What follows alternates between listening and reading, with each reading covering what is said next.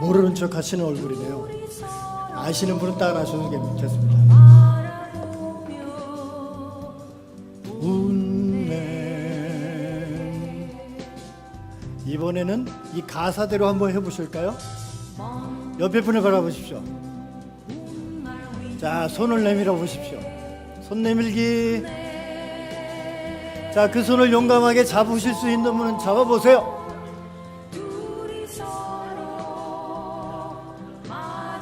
활짝 웃습니다. 잘하셨습니다. 잘하셨습니다. 자, 이제 정신 차립시다. 이 노래 다 아시죠? 우리 지수 청년 아세요? 몰라요. 이거 아시는 분들은 신세대예요. 신세대. 네. 가사를 한번 다시 띄워주실래요? 좋은 노래입니다.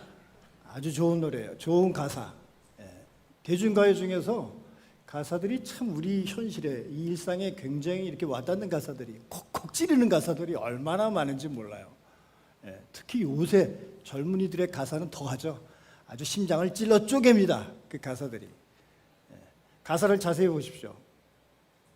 한 사람과 한 사람이 서로 바라보며 웃네. 여러분, 서로 바라보는 것조차 힘들어 죽겠는데 거기에다가 웃어? 이건 더 힘든 거예요.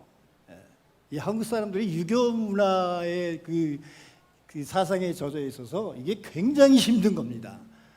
그리고 그 다음에 또 손까지 내밀래요. 스킨십까지 하래. 거기에다가 웃으라 이거죠. 저는 그 젊었을 때부터 가정사역을 저희 아내랑 많이 했습니다. 제가 속한 단체에서 가정사역을 했는데, 우리 그 우스운 이야기는 우리 아이들이 가정사역을 하다 보면은 이런 대중가요를 굉장히 많이 불러요. 안치환의 내가 만일, 내가 만일, 뭐 모른 척 하지 마시고, 그 다음에 뭐 만남, 우리 만남은 우연이 아니야. 그 다음에 사랑해 사랑해 당신을 사랑해 그대 없이는 못 살아 나 혼자서는 못 살아, 이런 노래를 엄청 많이 불렀어요. 무슨 거는 우리 아이들이 이 만남이나 이런 걸 복음성가로 알고 있어요. 그만큼 많이 불렀습니다. 특히 오늘 이 한 사람은요, 저희 부부가 그런 모임에서 특성을 굉장히 많이 한 노래 중에 하나예요. 그럼 이 노래를 부르잖아요? 그러면 그걸 듣고 있는 사람들이 막 눈물을 흘리는 거예요. 끝나고 와서 은혜 받았습니다. 은혜 받았습니다. 막 그래요. 근데 웃기는 건 제가 부르면 분명히 대중가요가 되는데 제 아내가 부르면 은혜로운 복음성가가 된다는 거예요. 참 사람에게 주시는 은사도 다양합니다. 자, 이 한 사람이라는 것은 좀 숫자적으로 의미를 표현할 수 있어요. 한 사람. 그래도 또 다른 의미로는 같은 사람이라는 의미가 그렇게 또한 포함됩니다. 여러분 모두가 같은 사람이죠? 한 교회에 속한 한 사람. 저는 그것을 소망하고 있습니다. 꼭 그리 되기를 저는 믿고 있습니다. 그 기분을 다시 한번 바라보세요. 장로님, 부담 없이 바라보세요. 용감하게 바라보셔야 돼요. 웃어주세요. 예.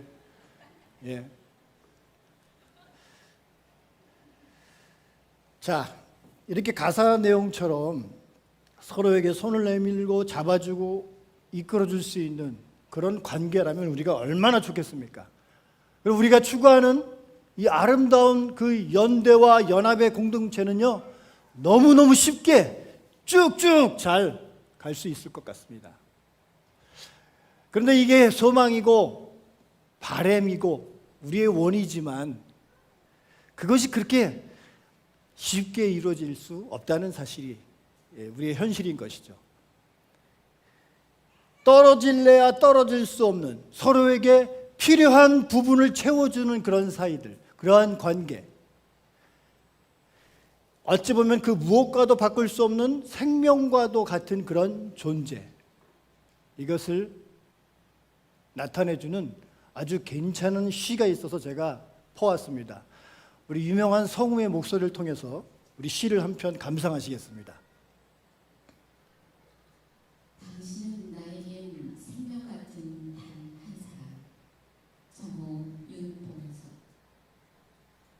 수족관과 금붕어의 천륜처럼 잠시라도 떨어져서 살 수 없는 당신은 나에겐 생명 같은 단 한 사람. 빛과 그림자의 인연처럼 늘 함께해도 좋은 당신은 나에겐 태양 같은 단 한 사람. 바늘과 실의 인연처럼 떨어지면 아무데도 쓸모없는 당신은 나에겐 산소 같은 단 한 사람. 노를 젓는 사공과 돛담배의 인연처럼 떨어지면 조금도 움직일 수 없는 당신은 나에겐 강물 같은 단 한 사람.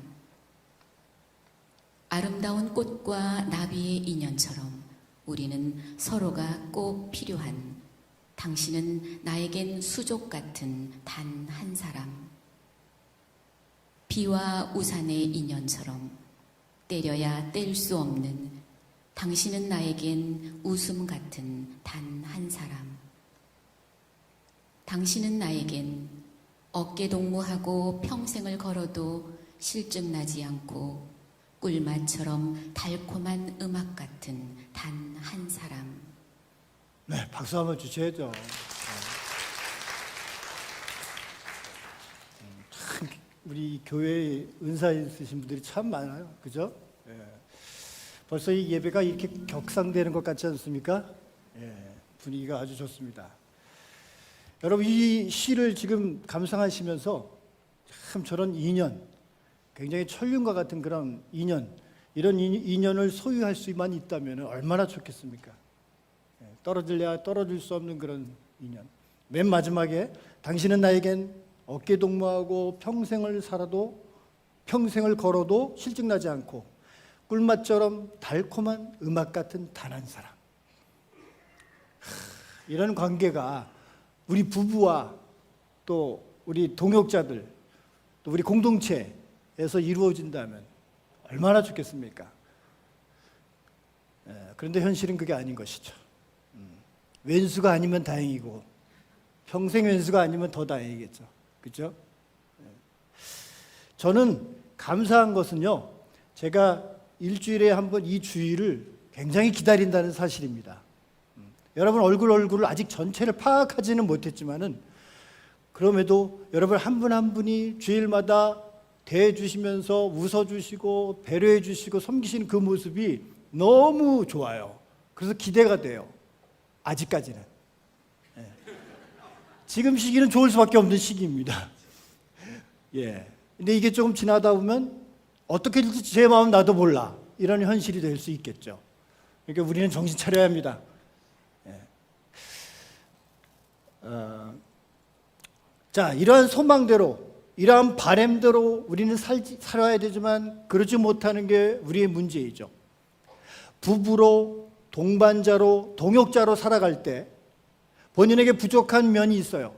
그래서 그것을 채워줄 수 있는 상대방을 우리는 이상적으로 우리는 기대를 합니다. 그래서 그런 만남을 추구합니다. 그래서 그런 자들을 만나서 부부로 사는 케이스가 굉장히 많습니다. 또 다른 면으로 그런 사람들과 일을 하기 원해서 그런 사람들과 동역을 하고 동업을 하고 사역을 할 수 있습니다. 그런데 여러분, 그 만남이, 그 더함이 채워짐이 되고 은혜가 되고 기쁨이 되고 배가가 돼야 되는 그런 바람이지만은 그렇지 못한 경우도 있어요. 오히려 그 만남으로 인해서 상처를 받고 스트레스를 받는 이런 만남이 우리 주위에서 너무 많다는 거죠. 제가 1부 때는 얘기를 해서 2부 때는 안 하려고 했는데 저도 그런 케이스입니다. 저는 이렇게 단순해요, 사람이.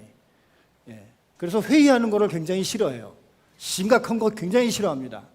그래서 낙천적이라는 그런 닉네임을 저에게 준 사람들이 많아요. 근데 그러다 보니까 제가 이렇게 뭐라 그러죠? 똘똘하지 못한 게 있어요.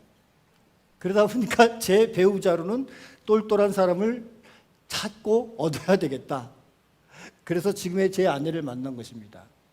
결론은 제 아내가 똑똑하다는 거죠. 그죠? 그런데 또 결론은 어떻습니까? 그 똑똑함이 나에게는 스트레스로 찾아올 수 있다는 거예요.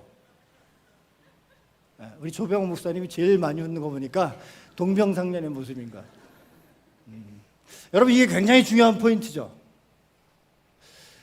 이 만남과 이 관계가 오히려 나에게 더함이 되고 기쁨이 되어주고 만족함으로 채워져야 되는데, 그것이 오히려 나에게 상처가 되어지고 오히려 스트레스가 되어지고, 결과론적으로 그 관계가 벌어지고 떨어지고 영영이 멀어지는 이런 안 좋은 케이스가 될 수 있다는 거예요.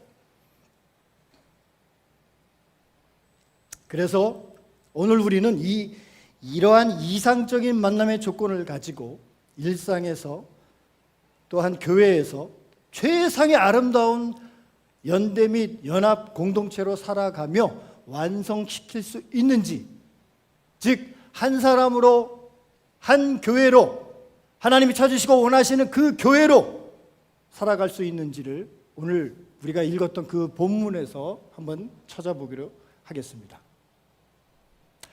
오늘 우리가 읽었던 로마서 5장 19절에서 죄가 어떻게 세상에 들어왔는지 우리는 알 수 있습니다. 그 시작을 말씀해 주고 있고, 누가 그 시작을 했는지 우리는 알 수 있습니다. 누구 때문입니까? 죄가 누구로 인해 우리가 시작됐습니까? 아담으로 인해서 시작되었죠. 첫 번째 아담이라고 이야기도 합니다. 그 한 사람의 범죄 때문에 죄가 세상에 들어왔고, 그 범죄의 연장선상에서 모든 인류는 죄인이 되어 모든 사람에게 죽음이 운명이 되었습니다. 우리는 그 한 사람이 누군지 정확하게 알고 있어요. 아담이 지은 죄가 모든 사람이 지은 죄와는 무슨 상관이 있습니까? 나와 무슨 관계가 있습니까? 그렇게 이야기할 수 있습니다. 왜 저 멀리 내 조상도 아닌 사람이 지은 죄가 왜 나하고 연관이 있습니까? 아담의 행동이 다른 모든 인류에게 그 책임과 영향이 미칠 만큼 그의 일이 나의 일이 될 정도라면 아담과 나 사이에, 아담과 우리 사이에 아주 깊은 연결고리가 있다고 우리는 봐야 할 것입니다. 만일 내가 가담한 적도 없는 다른 사람의 죄에 대해 함께 책임을 지고 그 죄에 대해 불행을 똑같이 겪어야 한다면 그 둘 사이에는 아주 깊은 연대의식이 있다는 거겠죠. 이것은 인류 전체의 연대성과 관련이 있습니다. 아담이 한 행동이 곧 나의 한 행동이고, 따로 떼놓고 생각할 수 없는 중요한 연대 관계가 있듯이 예수 그리스도와 그를 믿는 성도들 사이에도 그런 연대 관계가 존재한다는 것입니다. 오히려 그런 깊은 연대 관계는 우리와 예수 그리스도 사이에 더 깊다는 것을 알고자 하는 것입니다. 로마서 5장 14절 끝절에 이렇게 말씀하고 있어요. 아담은 오실자의 모형이라. 오실자의 모형, 그 원형은 바로 예수 그리스도입니다. 여러분, 요즘은 개인주의가 아주 발달한 그런 세대에 우리가 살고 있어요. 예전에는 내가 국가를 위해 무엇을 해야 되나, 내가 국가를 위해 어떻게 헌신해야 되나, 이것이 우리의 관심사였다면 요즘은 어떻습니까? 국가가 나를 위해서 무엇을 해줄 것인가, 이러한 개개인적인 그런 체제 가운데서 우리는 지금 살고 있어요. 그렇지만 한 사람 한 사람의 개체성과 독자성도 중요하지만 동시에 여럿을 하나로 묶게 만드는 연대성도 굉장히 중요한 것입니다. 제가 사랑하는 권사님, BTS 들어보셨어요? 권사님, 모르시는구나. 그렇지만 지금 BTS 하면은 온 국민이 다 알 정도로 실감하고 있어요. 그 인기를. 대한민국뿐만 아니라 모든 글로벌, 세계 모든 곳에서 BTS를 알 정도로. 영화 미나리를 통해서, 오징어 게임을 통해서 대한민국의 위상이 엄청나게 올라가 있죠. 자, 그러면 그 인기가 나와 무슨 상관이 있습니까? 직접적인 의미가 있습니까? 없습니까? 직접적인 연결고리가 있어요? 없어요? 없어요. 그런데 내가 이렇게 자부심을 갖는 이유가 무엇이죠? 바로 대한민국 국민이라는 그 연대의식이 있기 때문인 것이죠. 제가 찬양팀에 우리 이관규, 문상인 저 주사님 처음에는 몰랐는데 저분들이 같은 집에서 산다고 그러더라고요. 예, 부부라 그러더라고요. 저분의 그 아들 시온이 또 가온인가요? 시온이가 여러분 아시죠? 태권도 잘하는 거. 그 친구가 태권도를 아주 잘합니다. 그래서 지난주에 경연 대회를 나갔어요. 몸이 부상을 당했음에도 불구하고 그 대회를 나갔어요. 근데 결과에 대해서 제가 여러분에게 말씀을 드리진 않겠습니다. 자, 그 시온이가 태권도 대회에 나가서 입상을 한 것. 그래서 그 아이가 너무너무 좋아해요. 그런데 그것이 저와 직접적인 관계가 있습니까? 없습니까? 예? 있어요? 없어요. 저하고는 직접적인 관계가 없어요. 그런데 제가 그 소식을 듣고 즐거워하고 만약에 떨어졌어. 그러면 슬퍼하는 이유가 무엇이죠? 말씀드렸잖아요. 무엇이죠? 같은 연대의식이 있기 때문에. 같은 찬양팀, 같은 한 교회 교인, 그런 연대의식이 있기 때문에 기뻐할 수 있고 안타까워할 수가 있는 거예요. 우리가 과거 역사와 관련해서 일본에 대해서 계속 진정한 사과와 책임을 요구하는 것은 그들 조상들의 역사이므로 당사자는 아니지만 역사적 연대성이 있다고 보기 때문인 것입니다. 그들 중에 왜 나와 아무 상관이 없는 그 죄를 내가 지금까지 짊어지고 가나? 그런 생각도 하는 사람이 있지만은 그 조상들이 지은 죄가 나와도 관계가 있다 하는 연대의식을 가진 사람은 종종 우리나라에 와서 사과까지 하고 그렇습니다.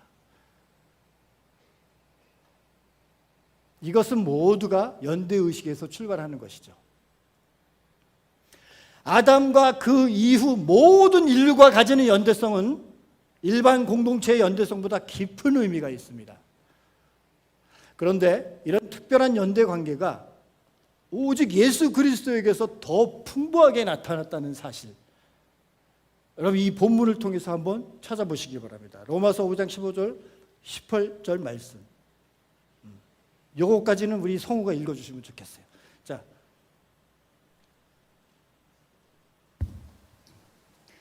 그러나 이 은사는 그 범죄와 같지 아니하니 곧 한 사람의 범죄를 인하여 많은 사람이 죽었은즉 더욱 하나님의 은혜와 또한 한 사람 예수 그리스도의 은혜로 말미암은 선물은 많은 사람에게 넘쳤느니라. 또 이 선물은 범죄한 한 사람으로 말미암은 것과 같지 아니하니 심판은 한 사람으로 말미암아 정죄에 이르렀으나 은사는 많은 범죄로 말미암아 의롭다 하심에 이름이니라. 한 사람의 범죄로 말미암아 사망이 그 한 사람을 통하여 왕노릇하였은즉 더욱 은혜와 의의 선물을 넘치게 받는 자들은 한 분 예수 그리스도를 통하여 생명 안에서 왕노릇하리로다. 그런즉 한 범죄로 많은 사람이 정죄에 이른 것 같이 한 의로운 행위로 말미암아 많은 사람이 의롭다 하심을 받아 생명에 이르렀느니라.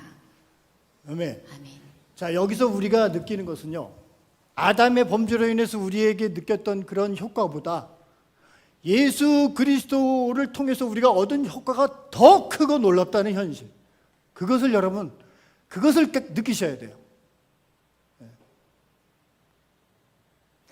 은혜가 죄로 인해 겪은 이 은혜로 말미암아 죄로 인해서 겪은 죽음의 불행을 덮고도 남을 만큼 풍성하다고 말씀을 합니다.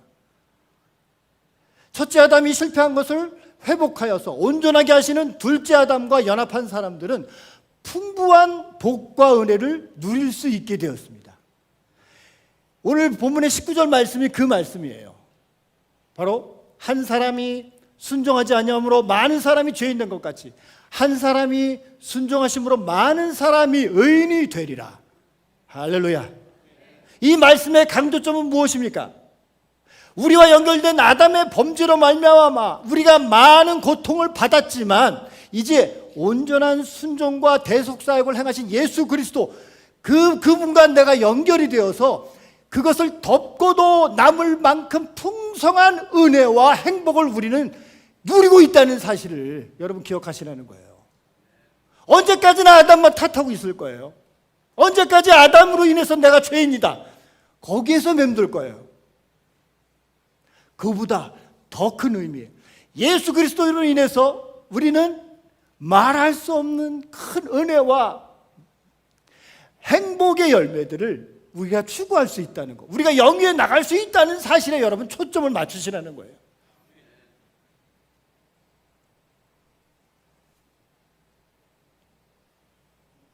여러분, 이제 우리는 기본적으로 신앙이라는 절대적 가치를 추구하는 한 교회로 나가야 합니다. 한번 따라합시다. 신앙이라는 절대적 가치를 추구하는 한 교회로 나갑시다. 그렇습니다, 여러분. 여러분이 아시다시피 하나님과 우리의 관계는 본디 어떤 관계였습니까? 본디 이렇게 하나 된 관계였어요. 하나님과 우리는 이렇게 하나 된 관계였어요. 너무너무 사랑하고 너무너무 애지중지하게 여기면서 끔찍히 사랑하는 그런 우리의 관계였어요. 그런데 어떻게 되었습니까? 한 사람의 죄로 말미암아 이렇게 끔찍하게 사랑하는 그것을 시기하고 질투하는 것으로 말미암아 이 관계가 떨어져 버렸어요. 떨어지면 괜찮은데 점점 멀어져 갑니다. 영영 멀어져 갑니다. 아주 끝나버립니다. 다시는 내가 하나님과 하나가 될 수 있을까? 하나님과 내가 다시 이렇게 사랑할 수 있을까? 한 번 될 수 있을까? 그런데 그것을 예수 그리스도께서 해결해 주셨다는 거예요. 놀라운 사실, 이것이 바로 기독교의 대전제인 것이에요. 여러분, 예수 그리스도가 그 중보의 역할을 감당하시고 브릿지가 되셔서 평생 죄인으로밖에 살 수 없는 우리의 이 현실을 그분의 그 공로로 말미암아 우리는 다시 하나님과 하나가 되었다는 거예요. 다시 하나님 안에서 하나님이 주신 은혜를 우리는 누릴 수 있다는 그런 엄청난 축복의 통로들이 되었다는 사실인 것입니다.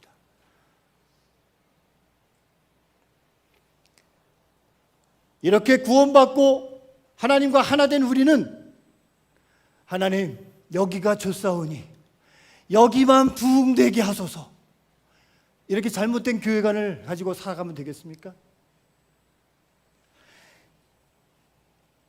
하나님께서 주신 은혜를 가지고 세상에서 하나님의 은혜와 사랑을 전하며 살아가는 사명, 이것이 바로 지난주 우리 이기호 목사께서 설교하신 믿는 것을 예비하며 살아가는 것, 바로 그것인 것입니다. 이것이 기독교의 대존재예요. 이것이 하나님이 사랑하시는 한 교회된 모습인 것입니다. 자, 하나됨을, 한 교회됨을 위하여 우리는 어떻게 살아야겠습니까? 그것을 오늘 에베소서 본문에서 아주 친절하게 설명해 주고 있죠. 에베소서 4장 1절에서 6절 말씀, 우리 함께 한 목소리 읽겠습니다. 시작.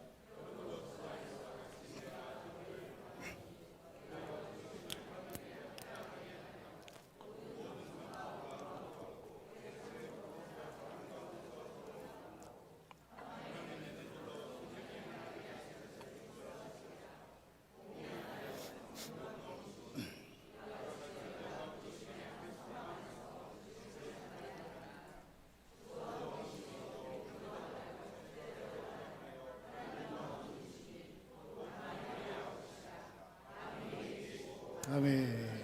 아멘. 아멘. 어떻게 살라고요? 겸손과 온유를 동반한 성령의 열매로 서로를 용납하라. 성령 가운데서 서로 용서하고 용납하라. 우리가 살고 있는 일상에서 이 성령의 9가지 열매, 이것을 무작위하게 무자비하게 융단 폭격하며 살아라. 여러분, 하나됨의 목적이 무엇입니까? 바로 삼위일체 하나님의 하나됨이, 그것을 위해서 건강한 교회를 세우기 위함인 것이죠. 하나된 교회는 구원과 함께 천국에 이르도록 힘찬 행진을 할 것입니다. 건강한 교회의 특징이 바로 하나된 교회인 것이죠.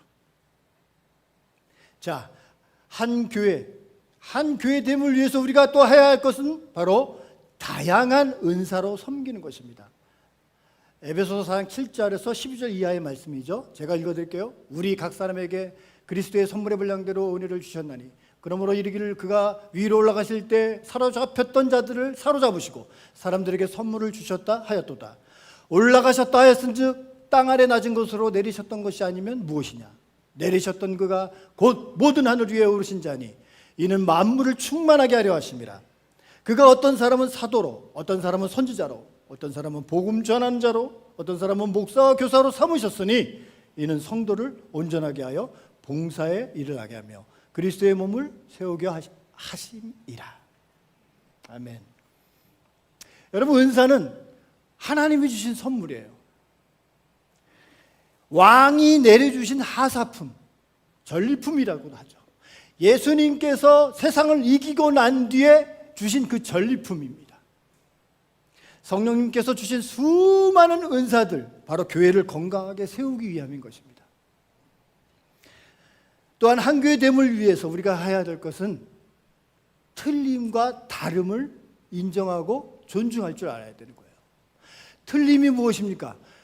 틀림은 바른 것에서 어긋난 것을 틀림이라고 하고, 다름은 비교가 되는 두 대상이 같지 않다는 것을 다름이라고 합니다. 여러분, 다양함은 풍성함이지 혼란함이 아닙니다. 우리는 다르지만 하나님 안에서 하나인 것이죠. 건강한 교회의 모습은 이러한 다양함 속에서 일치됨을, 하나됨을 나타난, 그것이 바로 건강한 교회인 것입니다. 각자 다른 은사와 기질을 가진 것일 뿐 높고 낮고 옳고 그런 것이 없다는 거예요. 여러분 모두가 다양한 가운데 계신 그런 귀한 기질을 가지신 존재들이라는 거예요. 누가 틀리다.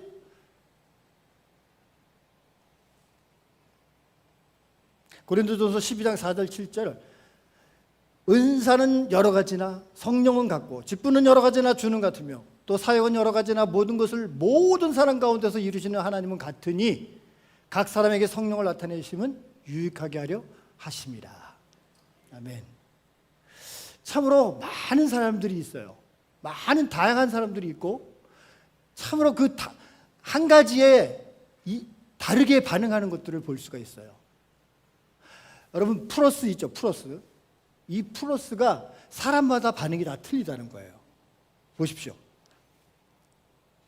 수학자는 더하기, 목회자는 당연히 십자가, 약사는 녹십자, 간호사는 적십자, 엔지니어들은 십자 드라이버, 한학자는 열십자. 어쩌면 이렇게 다를 수가 있습니까? 물론 자기의 직업 때문에도 그럴 수 있지만은 이 기질의 차이가 엄청나게 나는 거예요. 네. 왜 이렇게 각기 다르게 하셨을까? 참 힘들어 죽겠어요. 그렇죠? 다 동일했으면 얼마나 좋겠어. 똑같은 마음을 가지고 한 가지 목표를 정하면 똑같이 가면 끝! 이렇게 될 텐데 너무나도 다양해요. 여러분, 그렇지만 각기 다르게 하신 이유는 성도를 온전하게 하기 위함인 것입니다. 그리스도의 몸이 되신 교회를 건강히 세우기 위한 것입니다. 정말로 제가 기쁘고 감사한 것이 뭐냐면은 우리 그 교회 목회 공동체 우리 귀한 목회자들 이분들이요 저부터 해서 우리 막내가 누구냐? 이민지 여자 중에 막내를 내가 헷갈려갖고 어쨌든 김정미 전사님까지 모두가 다 틀려. 어쩌면 그렇게 성격과 기질이 틀린지 신기해요. 예. 그런데 그 각기 다른 그 기질이 이번에 우리가 그 답사와 거기 가서 제가 열심히 느낀 건데 정말로 한 가지 뜻을 가지고 희생하고 또 배려하고 그 목표를 가지고 한 공동체로 나아갈 수 있다는 그 사실이 얼마나 감사한지 모르겠어요. 이뻐요. 그래서 너무 보기가 이쁘고 대견하더라고요. 앞으로 우리가 어떠한 어려운 일들이 우리 앞에 분명히 있겠지만은 이 목회 공동체들을 보면서 저는 비전을 보았습니다. 소망을 보았습니다. 여러분들도 동일하십니까? 동일하십니까? 네. 목회자만 잘 세워줘도 그 교회가 건강할 수 있다는 거예요. 근데 거기서만 끝나면 안 됩니다. 성도들도 마찬가지죠. 다양함 속에서 하나 되어 성장하는 교회. 그 교회는 주님의 몸입니다. 그러므로 부분의 건강이 아닌 전체의 건강을 위해서 함께 하시는 거예요. 함께. 자, 이제 우리는 한 교회에서 하나님이 찾으시고 원하시는 그 교회로 나아갈 것입니다. 나 다니엘 블레이크라는 영화가 있습니다. 2016년 칸 영화제에서 황금 종려상을 수상할 정도로 아주 작품성이 뛰어난 작품입니다. 이것은요, 기계적인 시스템, 매번 우리가 그 형식적인 시스템에서 살고 있는데 그 살아가는 중에 싹튼 연대와 배려의 내용을 그린 작품입니다. 복지 사각지대에 놓여 있어서 나라로부터 도움을 받지 못하는 사람들의 모습을 매우 현실적으로 묘사한 영화입니다. 뭐 내용은 그래서 저래서 이렇게 그래졌다 치고 결론적으로 이 감독, 영국의 이 감독 켄 로치는 이 영화를 통해서 연대의 가치를 보여주고자 합니다. 이 주인공 다니엘이라는 사람이 기계화되고 차가운 복지 제도에 철저하게 외면을 당합니다. 그렇지만 이에 굴하지 않고 씩씩하게 맞서 나가죠. 자신과 비슷한 처지의 사람에게 먼저 도움을 주고 손을 내미는 따뜻한 사람입니다.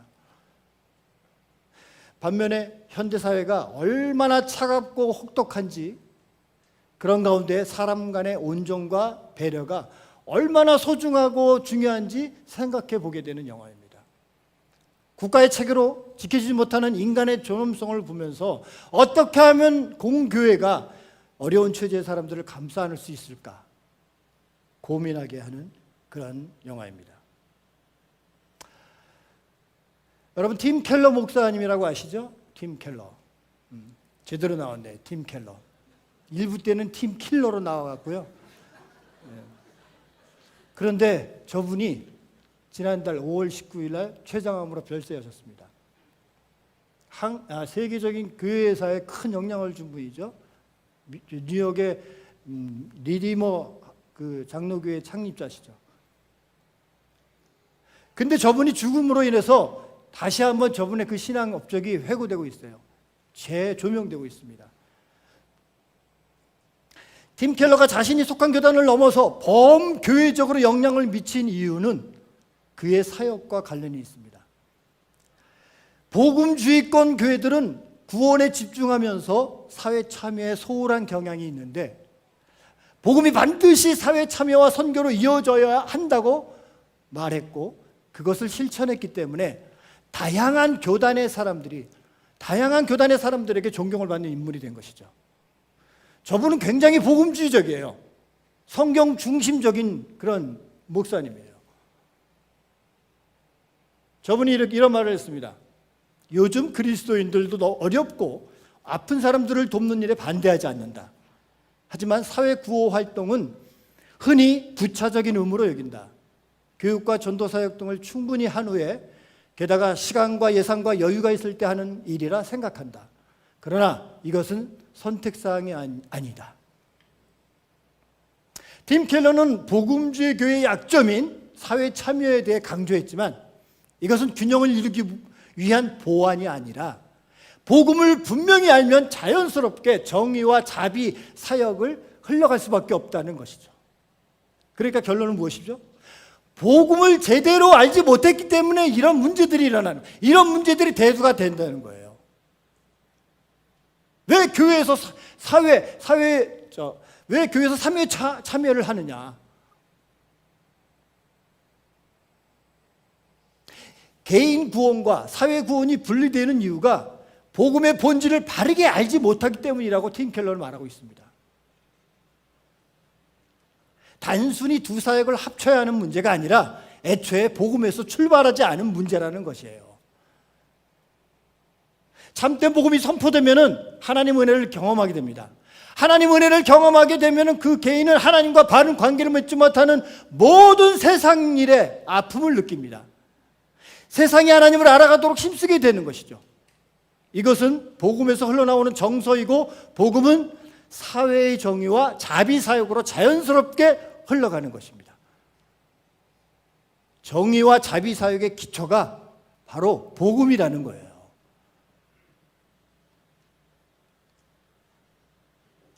정의 사역은 복음으로부터 흘러나오는 열매입니다.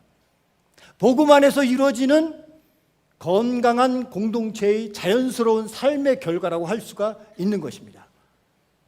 이 땅에 여전히 남아있는 빈곤의 문제는 가난이 아니라 정의의 문제인 것입니다. 자, 말씀을 마무리하겠습니다. 찬양팀은 우리 자리해 주시고요. 사도 바울 아시죠, 여러분? 사도 바울이 로마서에서 너무 엄청난 결단을 합니다. 어떤 결단을 합니까? 자기 육신의 동족이 구원받을 수만 있다면 자신은 저주를 받아서 그리스도에게서 끊어져도 좋다. 이런 결단을 한다는 거예요. 무시무시한 결단이지 않습니까? 저는 여러분들에게, 저는 그 교회의 모든 성도님들에게 이러한 결단을 요구하는 것은 아니에요. 이건 너무 오버할 수 있어요. 그렇죠? 그렇지만 여러분, 기억하십시오. 여러분, 지금 우리가 하고자 하는 일을 기억하십시오. 이 일은 엄청난 일입니다. 한 교회와 한 교회가 만나서 한 교회가 된다는 사실, 건강한 연대와 건강한 연합을 추구한다는 사실은요, 굉장히 엄청난 일이에요. 굉장히 강한 일이에요. 많은 교회들이 이것을 상상하고 이것을 이상적으로 소망하고 있습니다. 그렇지만 소망일 뿐이지 감히 시도조차 하지는 못하고 있습니다.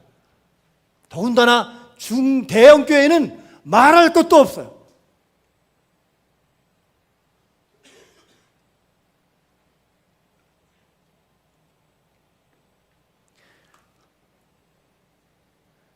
그러나 우리가 하고자 하며 이루고자 하는 일들을 생각하면은 우리는 사도 바울이 했던 결단까지도 우리는 해야 된다고 생각합니다. 왜? 이것은 엄청난 일인 거예요. 여차하면 100점 100패할 수밖에 없는 일이에요, 여러분.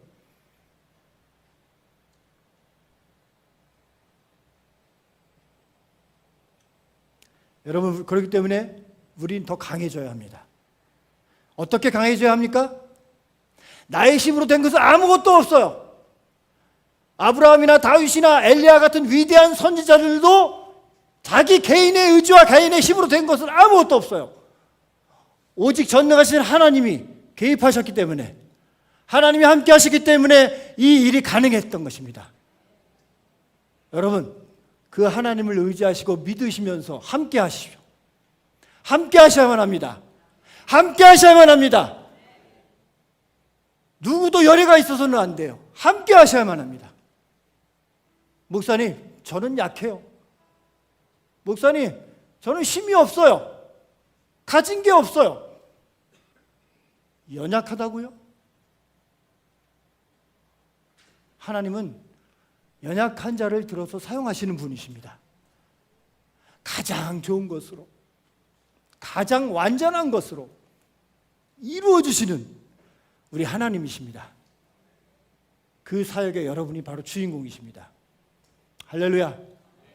하나님이 이루실 것입니다. 하나님이 이루실 것에 대한 믿음을 가지고 하나님께 영광의 박수 올려드립시다. 할렐루야. 함께 찬양합시다.